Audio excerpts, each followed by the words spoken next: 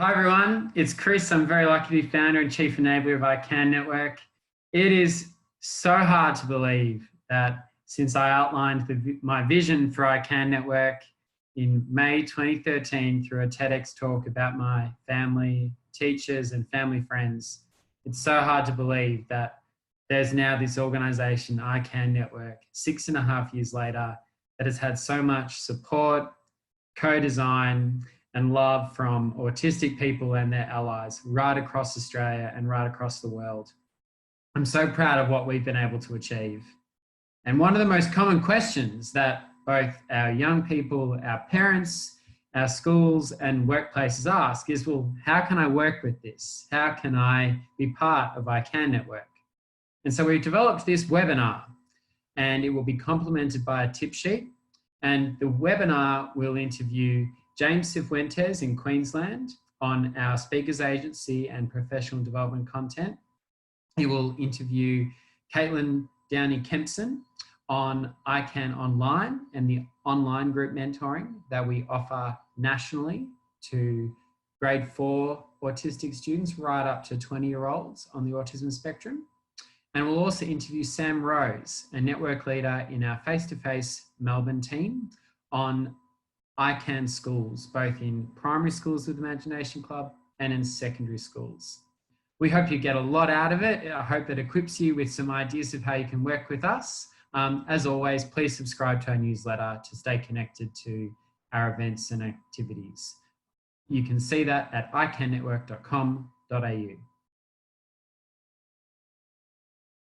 Hi everyone, it's Chris, and we're focused now on if you're a teacher, a parent, or a school leader out there, or a student, and you're curious about how you can bring the iCAN school mentoring program to your school, we've got some advice and some strategies and just a bit of background on why the school program is great. I was very lucky to create the schools program over 2013 and 2014. And I did it because I had a great secondary schooling. And I had a great secondary schooling because I had a secondary teacher who created platforms for my confidence, self-acceptance, my optimism, and my sense of belonging and connectedness to school to really develop. And those platforms, are the reason why I created iCAN. I wanted to see a program that really brought out autistic students and could help them experience pride and confidence for both their present school, but also their future pathways. So our school group mentoring is 1-hour group mentoring sessions delivered by 2 mentors. At least one of them must be autistic. We deliver teamwork communication activities in both primary schools, where we're called iCAN Imagination Club, and in high schools, where we're called iCAN, or some schools call us a leadership program, and the students might have their own name for the program. So our face-to-face program is in both Queensland, in Southeast, Metro and North Coast Queensland, and across Victoria. So from East Gippsland and Bairnsdale to Portland to Colac for the Southwest Coast, from Echuca to Numurkah, Kyabram and Shepparton up in Northern Victoria, and we're right across Greater Melbourne. And today we're very lucky to be joined with Sam Rose. Now, Sam is one of our best network leaders, and Sam, we're very humbled to say, was enthusiastic to work for iCAN. I met him in 2018, and immediately Sam just impressed me with his energy for the iCAN vision, and he embraced our school program, came along, and I threw him in the deep end at several schools, and he's just swum so well. And so we're very lucky with that. Thank you, Sam. So we're going to ask Sam some questions, and we'll make sure that if you're listening, that we're angling this towards how you bring iCAN to your school. So Sam, why were you drawn to the iCAN message? Well, I was diagnosed on the spectrum at like 21 or something. And with that, I became really, really interested in trying to find avenues into the autistic community and trying to find that tribe. So I went to an autism conference, I think in 2016 or something, and I saw a stall that was there that had a ICANN network, and it was all about the camps. And I went and spoke to a couple of people, and I just thought that it was an awesome organization. Like straight away, it just seemed like it had the exact right attitude that I was looking for. It was about fostering a sense of community, and just kind of getting autistic people together to share that part of our identity, I suppose. And so I was pretty interested in getting involved. And I think in the next couple of years, I didn't find anything else that was even remotely similar to what ICANN Network was doing. I was living in Bendigo at the time, and I saw that Chris was coming up to do a talk. And I thought, oh, this is my chance to go and see what I can do. And so I jumped on some bus and talked to the bus driver for ages about autism, got all amped up, and then I went and heard Chris and I think Daniel was speaking as well. Correct, Daniel Giles, he was. Yeah. And I just thought it was, really awesome, and I got really excited about it. And so I went and spoke to Chris afterwards, and I've kind of been involved pretty much ever since then. Haven't looked back. It's been awesome. Fantastic. Well, we're very lucky to have you. So you remember school, primary school, secondary school. If you think back to the good times, and everyone has tough times at school, why do you think the ICANN program is important for autistic students? I think that I think probably the most important part about it is just creating that kind of safe space for autistic people, autistic young people who probably haven't had much of a chance to engage with other autistic peers and talk about that side of your identity, and engage in that and explore that side of your identity. It's really nice to create an environment where suddenly there's 10 or 15 people and they all have this shared experience. Everyone's totally different and has all their own strengths and talents and personalities, but it's really nice to have that, there's that kind of middle ground. And I just think it's really nice to kind of, people can learn self-acceptance and then also acceptance of the rest of the group as well. Yes. And I think just having less people, having an environment where there's a couple of mentors, one or both are autistic, and then there's a small group of people, so you can kind of have that, it's a bit more intimate, and you get to know each other a bit better. And I just think it's a really good space to really explore that part of your identity, because often I think as a young kid kind of growing up, often people have quite a negative perception of their autism, and they don't have confidence in their skills.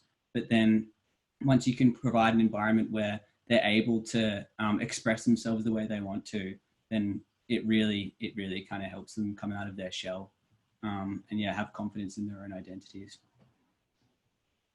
Yeah, so well put. It's so important. I mean, I was so confused with what autism meant when I was in year 7, year 8. I mean, I had no idea what to make of it. And if I'd had a program that could help, because I was so overloaded by the information, I think I told some pretty fantastical stories about how I process things differently, because I just didn't know what to make of this word autism. So if I'd had a program, I think I would have calmed down a lot. Anyway, all things you look back on, and we've got it now, which is great. Can you walk us through what a typical group mentoring session looks like? Yeah, so generally the sessions are about an hour or an hour and a half. And we kind of tail end it with a couple of games and maybe have a bit of a game in the middle as well, just so that we can make sure that everyone's able to focus the whole time and kind of have a bit of a movement break. But then in between that, we do a bit of good news, which is always just a nice way of getting people to know, everyone getting to know each other a little bit and getting a bit of an idea about what is important to each person and what they get up to in the weeks. And then we'll kind of have a kind of task or an activity, whether it's like a team building activity or an activity where there's kind of a lesson in there, or we'll have a discussion about some theme or topic. So whether that's like self-care or understanding your strengths or leadership. And we kind of tailor it depending on the group. In the first few weeks, the mentor and network leader will get a bit of a sense of what we think the group would really get the most out of from the program. And then we'll kind of, we'll make it a bit flexible and see how the group responds to, say, having more of a focus on focus or self-care or leadership. And the group has a lot of autonomy over the direction of the program as well. Yes, we love that. Yes. And one of the things that is special is we try and involve students in the delivery of the activities as much as possible. So what's amazing is that today you've got a new mentor who I will call Laura, who's just joined our team. And Laura, I'm giving her an alias here. Laura started with us when she was a Year 9 student at a Catholic education school in kind of outer eastern Melbourne. And yeah, Laura, we've seen her develop her leadership and her communication and her teamwork skills, and we've been a small part of her journey, but a fortnightly program that she was in for 2 years, and we provided her with opportunities after it. Today, she's now a staff member and she's helping to run online group mentoring. So that's just one case study. There are others as well. But yeah, we're very big on students being assistant mentors and trainee mentors to network leaders like Sam. So Sam, what impact do you see? If I'm a school, if I'm a teacher or a principal listening to this, what are the outcomes that I'm getting from investing in a program like this? I think there's heaps of benefits that come out, and I think that most of the students have their own direction that they're going in, and so it's not always going to be the exact same outcome that we'll have for each student. But I think a few really good key things I would say was confidence building. Just being able to be around peers that have similarities can be a really good way of feeling more confident in your identity and expressing yourself. Which is just so important. Like all teenagers struggle with that, but I think especially autistic teenagers, because it's a kind of minority identity, to be able to just explore that a bit more freely. So true. So valuable, and it lasts for ages. I think kind of building a sense of optimism as well. Our mentors don't all go on the same pathway. We have working part-time or full-time or having these different roles and engaged in these different kind of journeys. And I think that that's really important for young people to see, that there's not just one trajectory that you need to follow. There's actually heaps and heaps of different opportunities you can take. And that's what I really like about having the chance for mentees to become assistant mentors and then mentors. And it's a community that you can you can stay engaged on any kind of level if you're interested in doing so. There's lots of different opportunities within the ICANN network to keep that as a support network, as well as just like a community and something that you can contribute back to as well if you get a lot out of it. I think the other thing I would say is that it's just like the idea of understanding that everyone is different, and differences aren't just there to be tolerated, they're actually there to be celebrated and really boosted up. I think that that's a really huge part of the program, is being able to say to someone, that thing that you do is really, really cool, and you could take that places, and it's very impressive, and it's an admirable quality that you have, and I think that that's really, really nice. And like heartwarming to see people kind of gain that confidence in their own skills and abilities, no matter how kind of niche they might be. Listen to that. That was great. So I think you can tell Sam's a pretty special person. So yeah, mentors like Sam coming into your school, there's so many benefits and outcomes to the students that you're working with. Practically a great way to start with us. If you're a parent listening, suggesting to your school to run a parent information session on the ICANN program, and just hearing from autistic young professionals like Sam. You can request a parent information session of an evening and host it at the school and invite the school to come along. That's a good way to create an easy way for everyone to just hear the ICANN message and a you know, a story of courage, optimism, and self-acceptance like Sam has shared. You can also request for a meeting to take place between ICANN and the school, or if you're the school itself, you can contact ICANN at mentoring@icannetwork.com.au. You can also look at our website, icannetwork.com.au/schools, to see the steps of becoming an ICANN school. We have all sorts of different packages that schools can use, various funding buckets that they might receive to help fund the ICANN program. So there's little steps you can take, whether it's having 10 group mentoring sessions or 15, or if you just want to start with 4. Yeah, it's really good to express interest early in the program, because we run events like our Autism Expo, which is where students put the awe in autism, and that's at different dates across Melbourne and Goulburn Murray, and this year will also be in Queensland. So yeah, these events are great kind of peak opportunities in the program for our students to share the confidence that mentors like Sam have given them. So please email mentoring@icannetwork.com.au, head to our website, express interest in the program, and we'll follow you up with a meeting. And if you're lost about where to start, always start with your parents. They're a really good group to make sure they're along the journey with ICANN in a school.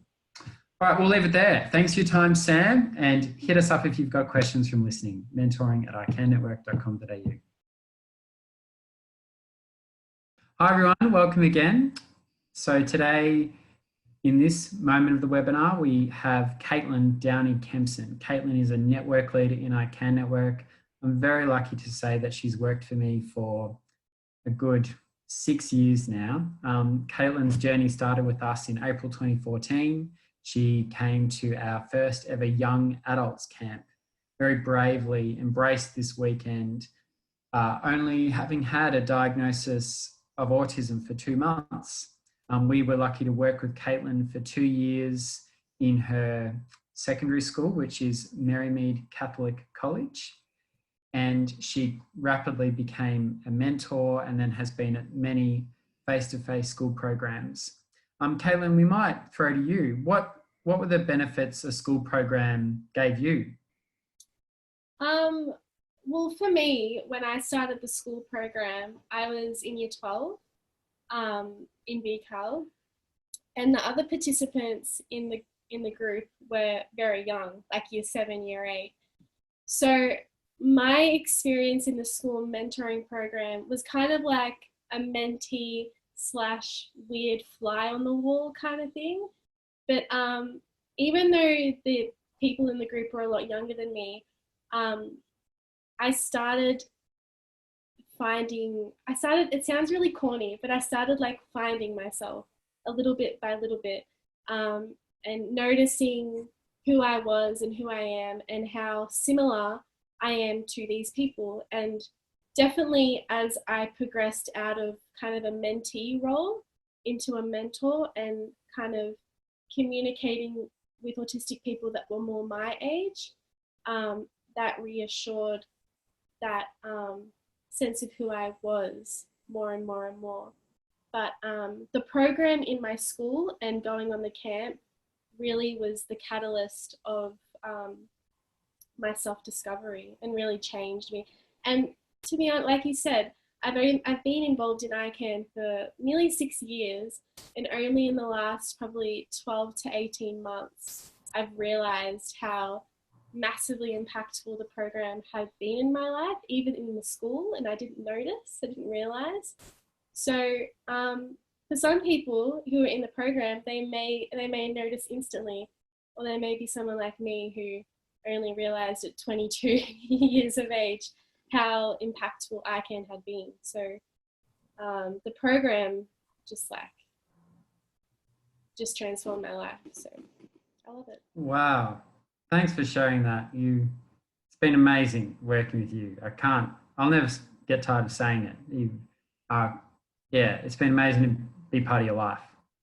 We're here talking about online and the translation of that wonderful impact you've seen through school programs into online settings. So, um, what do you think is great about online group mentoring? Um, well, it's similar to the school program in a way because you're you're hanging out with a bunch of autistic people and the mentors are autistic, and you kind of get to feel like you're not alone and there are other people like you, and that's very empowering. So like I said to you before, the one theme that I see connected in the school program and the online program is that the participants tend to find a sense of empowerment that they didn't have previously. Um, and that may take time, or that might happen instantly. But yeah, I'd say empowerment and understanding autism is the main thing that I see in online mentoring, and like the laughing sense of community, you know, because a lot of the participants that I work with, their lives are quite serious and quite heavy, and it might be just that one time in the week where they feel a sense of peace, and yeah, that's really beautiful. Who is online group mentoring offered to? So there's different groups. So I think it's 12 years to 15, so 12 to 20, but they're in different age brackets. And I got an email today that they're offering new programs for LGBT people and employment pathway opportunities? Yes. Yeah, so quite a broad group of people can be involved in online mentoring. And the other thing that I really like about online mentoring, especially in the camps, I noticed that a lot of the participants don't go to school, or they might live far away. So, or like even the programs in schools we're not in most schools. So online gives an opportunity for young people who don't have the opportunity to go to the schools to be involved in an ICANN program. So it's more accessible, and I think that that's really positive because we can reach more people. So yeah. Fantastic. So if I'm a parent or a young person, how long does online mentoring go for? 6 weeks, which And is, how, oh no, I was going to say, which doesn't sound like a long time, but I definitely see change in 6 weeks in a lot of young people, and a lot of people come back to do other sessions. I've seen one kid come through like 4 or 5 times, and he loves it. So yeah. great. So what does a typical online group mentoring session look like? So it's all the 6 sessions are very consistent. We do different things in each session, but the structure is fairly consistent. So, you know, I love games, so I like playing a lot of games. But we start off with like good news, so everyone can share something positive that's happened recently. Like it could be having a piece of cake or going to Jamaica. No one has said Jamaica yet, but maybe one day. And then we go through different topics each week, like it could be conflict management, organizational skills, friendships, or talking about autism and diagnoses and focusing on our strengths and stuff like that. And yeah, and then we play more games, and then we wrap it up with shout outs and giving each other compliments. So it's a really positive, fun time for everybody involved. Great. What do you enjoy most about it? I think I said this in the beginning. I think I did.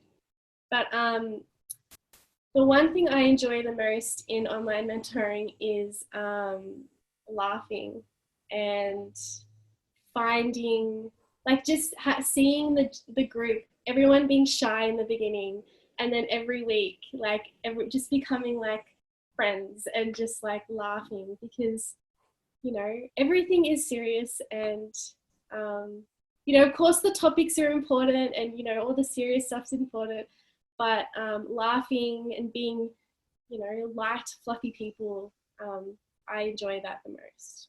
And I think that's what the participants enjoy the most, playing games and stuff. So yeah. Fantastic. All right, well, if you're interested in online group mentoring, you can head to our website, icannetwork.com.au, subscribe to our newsletter where we announce very regularly when we're intaking new online mentoring participants for the many different groups that we run. We have our primary school program, Imagination Club, that runs for online. So for grade 4 students, right up to 20-year-olds. So there's, a program there for a lot of people out there.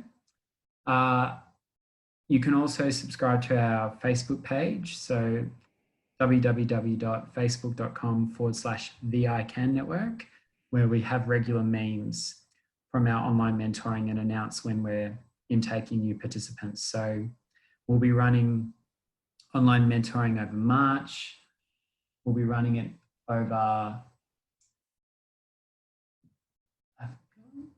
we'll be running it over March, May, July, September, and November. So it's a great program. There's lots of opportunity there for you. Please go to our website or email online@icannetwork.com.au for more information. Hi everyone, we're continuing our Accessing ICANN webinar. We've heard from Sam Rose, a network leader in Victoria, about what our ICANN schools program looks like. We've also heard from Caitlin Downie Kempson about what online through ICANN network looks like. And now we're joined with James Cifuentes. So James is our network manager in Southeast Queensland. I've been very lucky to know James since July 2017. Never forget the moment I met the bloke. It was after an email from him where he talked about how he was a zoologist and he had seen a feature about ICANN on the news, and he was really keen to just stick his hand up and say, I want to do this. And it's been an amazing journey watching James as a leader, as a mentor, as a facilitator, and here, whilst he wears many hats, not just as a zoologist, but as a teacher and as a geographer. There's so many things about James that's fascinating. But today we're just tunnel visioned, if we can be, with James on speaking, because he's a terrific speaker and performer. So ICANN Network runs a speakers agency where we package up all our insights from our group mentoring programs, whether online or schools, and as autistic people, mentoring autistic people. And we have many neurotypical colleagues who package up their insights as well. Together, we share our insights to both workplaces, corporates, and schools through professional development workshops, motivational talks. So we're lucky to have James. So James, I'm just going to start us off. You've got quite a story. Can you tell us a little bit about your own educational journey? Yeah, sure. So my story has a good start, a bad middle, and a good end. My time at primary school was, pretty good. I was considered gifted and did well in most of my subjects. Didn't get along great with the other students. Missed a lot of social cues and that sort of thing. But my grades sort of kept me going, and I always had sort of hopes for the future. Always wanted to be a scientist right from the get-go. Was pretty sporty too, but did a lot of athletics, not a lot of team sports, because I found that dynamic quite confusing. But when I got to high school and some of the work started getting harder, I found I had a lot of problems getting things on paper. It was, I had a lot going on up here, but getting it down written was always a difficulty. And whether that be the working out in maths or writing an essay on a topic that I knew heaps about, I really struggled. And that was bad enough that I had that real problem. But the thing that started to really hammer me was the attitude of a lot of the people around me. They saw this brainy kid who was always contributing in class, and then when it came time to hand in the work, it was of a very poor standard. And a lot of teachers I had were very understanding of that, and they sort of made the leap, and they could see that I was sincere. But another bunch, including some of the administration at the school, just thought it was me being lazy. They had all the information. I had a diagnosis. My psychologist came and spoke to people at the school. My mother was banging on doors all through my time in high school trying to explain the situation, but people just couldn't get past the idea that I was just not trying. We might stop you there and just help. So from your story, you help influence the attitudes that teachers have today. Yes. You had a high schooling that, a leadership team had a very rigid attitude towards you. Very rigid.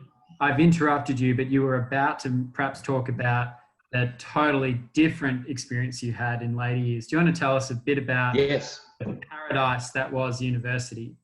Well, when I got to university, the same sort of thing occurred. I'd have a multi-choice exam and blast the thing, but then it came to a written assignment and I'd struggle. And the first time I really came a cropper was in a marine sciences class, and the lecturer called me up after a lecture to see what had gone wrong. And I thought, oh, here we go. I was ready to just be berated, and he was so understanding, and I laid out the problem for him, and he came up with a quick and easy solution of 4 small, very well-defined research topics, because my problem was I couldn't stop reading. I'd read on Yeah, right. And so we bracketed them really well, and he acknowledged that the previous topic was a bit nebulous. And yeah, I submitted the first one as a bit of a practice, and he gave me some feedback, and I did the other 3 and I got a distinction. Wow.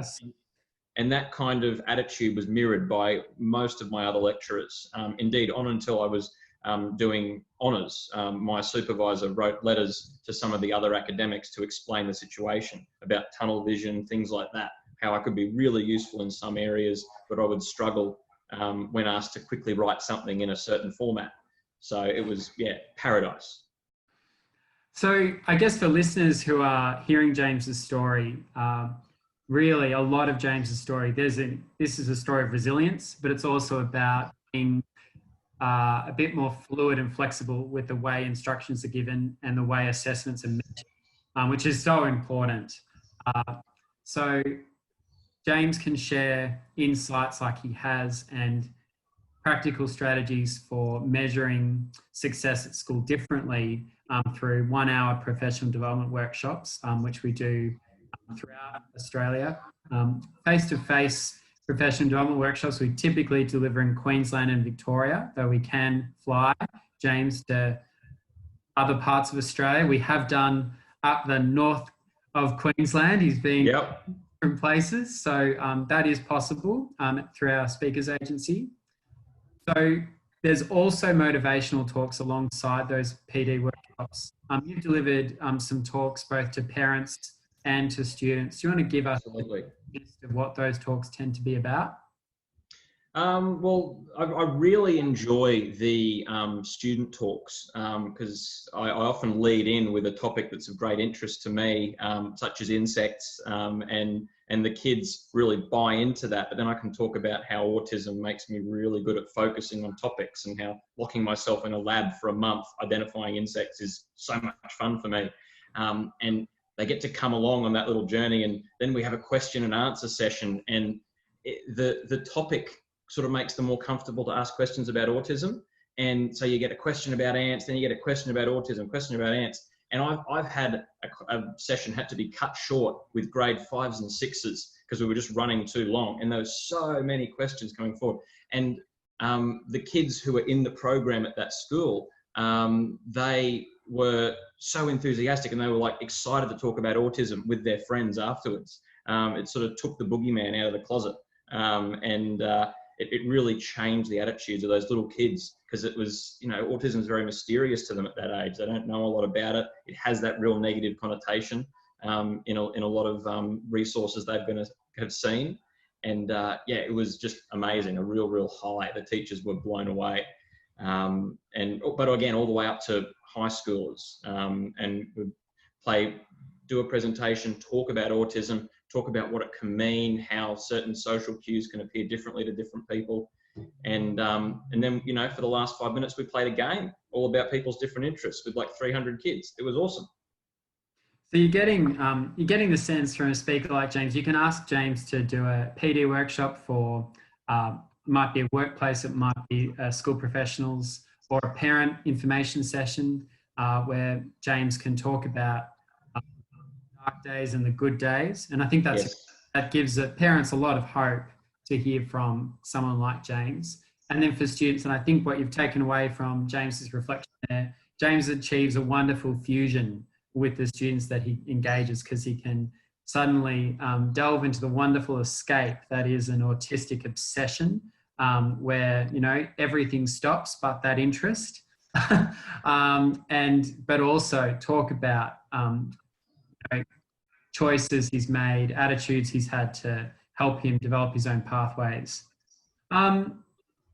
What topics have you found really resonate with teaching staff or at conferences when you're sharing about your experiences, not just as an autistic person, but as a mentor and a leader? You manage staff in Queensland. What have you found that people want to hear about? They're interested to hear about how in our workplace we really have to dynamically play to people's strengths. And it's funny that I spend more time, I think, thinking about how to leverage people's amazing talents than I do about managing any deficits or anything like that. It's, that sort of thing is very second nature, I suppose. But then you start thinking, oh God, if I get this mentor in this school with these kids, they'll really gel because they've got this amazing thing they can talk about, or, I give a talk on a certain topic. So, that strength-based approach is second nature now. But the topics that really resonate with teachers, I've given a few presentations in the last week, in fact, and it's little things like interoception, the internal sense of the body that sometimes autistic kids can struggle with, like knowing when they're hot. And one teacher said, "That's why my boys are wearing jumpers in the middle of summer." And I'm like, yep, that's exactly it. And so all these things start to twig with them. And, the idea that a kid can become really hot and bothered all of a sudden and just be not able to manage. And you think, why didn't you deal with that? But they couldn't tell. And that kind of understanding that came to the teachers, the whole room of teachers going, oh, yes, it was really, really gratifying. I had some very punchy presentations that day to lots of teachers, and there were lots of aha moments, but that was one of the big ones. Just that, different sense of the world that autistic kids can have. I think if you're listening, that says it all, the aha moments. And having watched James does pick up a lot of energy from his crowd. And the humbling thing about being a listener of James is that he's very open and will share a lot about his experiences in order to help others. And that's the beautiful thing about, working with people like James and having these workshops and motivational presentations, because it's so genuine. So just to help you practically, if you're listening, you can go to our website, icannetwork.com.au, click on Speakers Agency to book a speaker. You'll see James has a profile there. There's also a downloadable flyer that will give you a bit of a sense of the topics and the services. So professional development workshops, parent information sessions, student motivational talks. We also deliver conference keynotes if you want James or myself or others to speak at an educational conference that you're aware of. Don't be afraid if you're not based in Victoria or Queensland. You can ask us to travel. That is something that we regularly do, and we're happy to do that. Or we can tape something for you on Zoom and make it available to you. So there's all these different options available. Thank you, James, for your time. This is an awesome speaker. We hope you take advantage of speakers like James. Thank you so much for listening to Sam, Caitlin, and James. They're incredible people to work with. I'm very, very lucky to work with them. So as I said at the beginning, please subscribe to our newsletter at icannetwork.com.au to stay connected to our events and activities. We send out regular newsletters that update you on how you can partner with our services. You can head to our Facebook at www.facebook.com/the ICANN Network to see when we are advertising spots in online group mentoring, advertising speakers, and also sharing testimonies from our school group mentoring programs. So we will also be updating our community on regional workshops that we'll be delivering across New South Wales, Queensland, and Victoria throughout 2020. As you've probably picked up throughout the interviews, we have our face-to-face teams in Greater Melbourne, Southwest Victoria, Goulburn-Murray, Victoria, North Coast Queensland, Southeast Queensland, and Metro Brisbane in Queensland. But our online work through speakers sharing in online talks and also through online group mentoring means we can achieve national reach. So never hesitate to throw us an inquiry and we'll always see what we can achieve. Thank you so much for your ongoing support. If you've got any questions at all, just email us at hello@icannetwork.com.au. We would love to work with you.